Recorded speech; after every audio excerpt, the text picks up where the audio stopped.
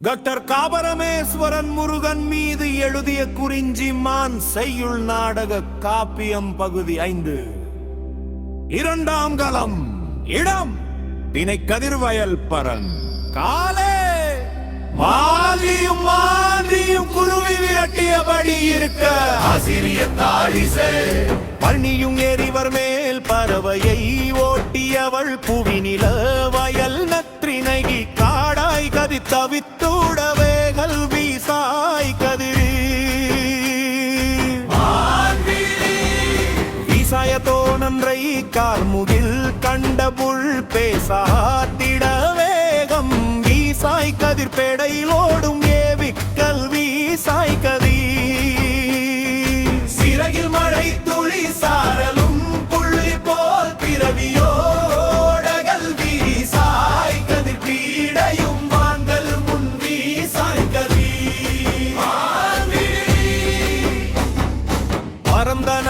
கூவி புள்ளுண்டென்றும் இப்பரன் பிறந்தது மே கல்வி சாய் கதிர் திசை கொக்கு குன்றும் கல்வி சாய் கதி குருவித்தினை கொத்தி வலவரும் சிட்டுகள் பருமுள் கடைந்தோட கல்வி சாய் கதிர் பருவம் பருந்தா கல்வி சாய் கதி கிளிகள் தினை காடென் ஓரல கின்படாய் கலிநகமேலோ கல்வி சாய் கதிர் கண்குட மாடகல் வீசாய் கதி இளைப்பாரியபடி நேரிசையா சிறியப்பா யாரடி மான்விழி பாடிய தேக்கம் திருமண மகிழ்ச்சியை அறிவாய் நினைந்து சொல்லு சொல்லு நல்லாசை மெல்லுதலானது வாயும் பார்விழியுமே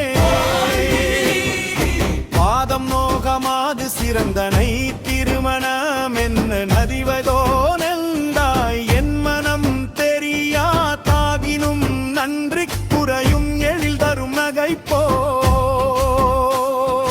நடவாய் நடவாய் தினையதை நடவாய் மண்ணில் நட்டு சுற்றிய கொடியென செம்மணல் சிறக்க சொல்லா உரையின் செருப்புகள் வதாக நினைந்து மண்ணிலம் நதியலாம் துறவா கொட்டிய வெள்ளம் மறியோ நிறைப்பும் உரைப்பாய் தேடுதல் மாற்றுதல் பாடிய சிறப்பே வைதா ஒருமை நம்மை கடவுளும் படுமாம் அறிவதும் நல்லவை கொன்று மணிவள முத்தமே தந்ததை பார் சென்றே பார் கேளும் நீனே வீணடி நுதலும் வானம் வளைந்ததோ ஏழு நிறமோ சிலையெனும் மஞ்சுடை பாராவிழியால் குளிர் மனம் பேசும் பேரோ நாடோ என்றாய் பூவுமேல் நற்றே முறுக்கும் பாட்டே எதனையாம் பாடவோ சொற்றலை மழையே மகிழ்ந்து வா விரட்டோடுவோம் ஓடாய் யார் விரட்டோடுவது வீசிடற்கவனே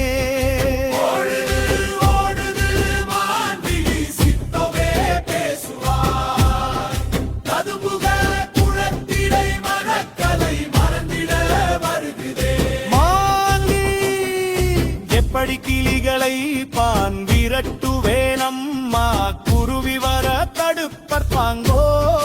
வலையை விரிவித்தன்றோ பிடிபடும் வலையில் ஆந்தையும் கொடியது